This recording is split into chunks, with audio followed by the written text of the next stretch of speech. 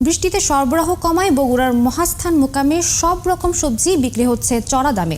সেখানে আছেন সহকর্মী আব্দুল আওয়াল, সরাসরি চলে যাচ্ছে তার কাছে। বৃষ্টিতে বড়ি আবহাওয়ায় কিন্তু বগুড়ার মহাস্থানগড়, যেটি দেশের সবচেয়ে বড় সবজির মোকাম, সেখানে সব ধরনের সবজি কিন্তু আসলে চড়া দামে বিক্রি হচ্ছে। বিশেষ করে আমরা দেখেছি যে গতকাল দিবাগত রাত থেকে বৃষ্টি শুরু হয়ে আজকে ভোর 6টা পর্যন্ত কিন্তু টানা বৃষ্টি হয়েছে, এবং এতে করে আসলে বগুড়ার যে মহাস্থানগড় যেই সবজির মোকাম রয়েছে, সেই সবজির মোকামে কিন্তু খুবই কম পরিমাণে কৃষক তাদের যে উৎপাদিত সবজিগুলো নিয়ে এসেছে, এবং বেচা বিক্রি একেবারে নেই বললেই চলে। যেমন কৃষক কম এসেছে, তেমনি কিন্তু বিক্রেতাও একেবারেই নেই, এবং খুবই কম পরিমাণে আসলে যে সবজিগুলো এসেছে সেগুলোর বেচা বিক্রি চলছে।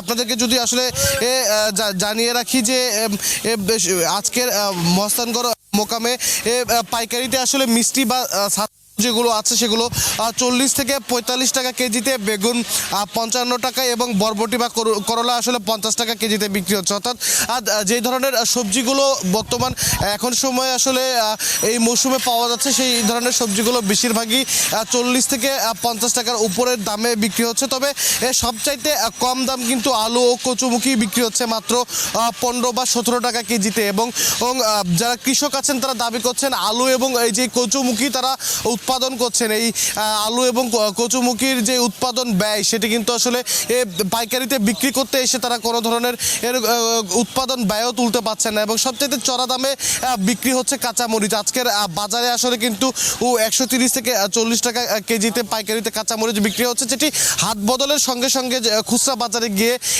200 টাকায় ঠেকছে। এবং এখানে যারা কৃষকরা আছেন তারা দাবি করছেন তাদের যে উৎপাদিত ব্যয় তার সাথে সামঞ্জস্য করেই কিন্তু আসলে এখানে পাইকারিতে দাম নির্ধারণ হয়ে থাকে। তবে এখান থেকে কয়েক দফায় হাত বদলের সঙ্গে সঙ্গে কিন্তু খুচরা বাজারে গিয়ে সিন্ডিকেটের কারণে আসলে দাম ক্রেতা পর্যায়ে বৃদ্ধি পায়, এবং সাধারণ ক্রেতাদেরকে আসলে নানা ধরনের নাকানি চৌবানি খেতে হয়। এবং যারা এখানে কৃষক আছেন তারা আমাদেরকে জানিয়েছেন যে খুব অল্প সময়ের মধ্যেই আসলে শীতকালীন যে আগাম জাতের সবজিগুলো রয়েছে, শীতকালীন সেই আগাম জাতের সবজিগুলো কিন্তু বাজারে আসতে শুরু করবে, এবং শীতকালীন সেই আগাম জাতের সবজিগুলো বাজারে আসার সঙ্গে সঙ্গে কিন্তু বাজারের যেই এই ফসলগুলো বাজারে যেই এই ফসলগুলো রয়েছে সেগুলোর দাম কিন্তু আসলে ক্রেতাদের নাগালের মধ্যে আসতে শুরু করবে, এবং ক্রেতা এবং সেই শীতকালীন সবজিগুলো কিন্তু যেমনটি কৃষকরা বলছেন যে আগামী 1 থেকে 1.5 মাসের মধ্যে কিন্তু আগাম জাতের যে শীতকালীন সবজিগুলো সেগুলো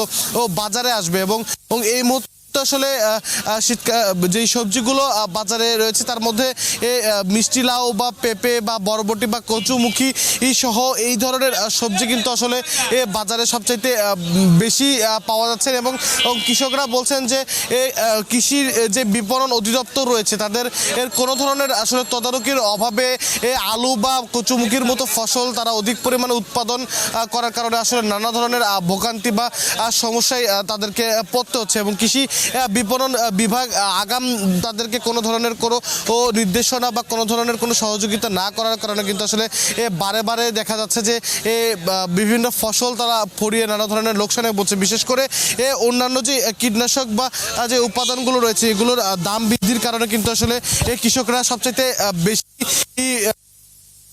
এবং দর্শক, একটি তথ্য আপনাদেরকে জানিয়ে রাখি যে মহাস্থান সবজির মোকাম রয়েছে, এখান থেকে কিন্তু শীতের মৌসুমে 50 থেকে 60টি ট্রাকে করে দেশের বিভিন্ন প্রান্তে সবজি যেয়ে থাকে। তবে এই সময় মাত্র 2 থেকে 3টি ট্রাকে আসলে সবজির যে চাহিদা সেটি কিন্তু দেশের বিভিন্ন প্রান্তে পৌঁছে যাচ্ছে। তো বগুড়া থেকে সবজির নিয়ে এখন পর্যন্ত এই ছিল আমার কাছে সর্বশেষ।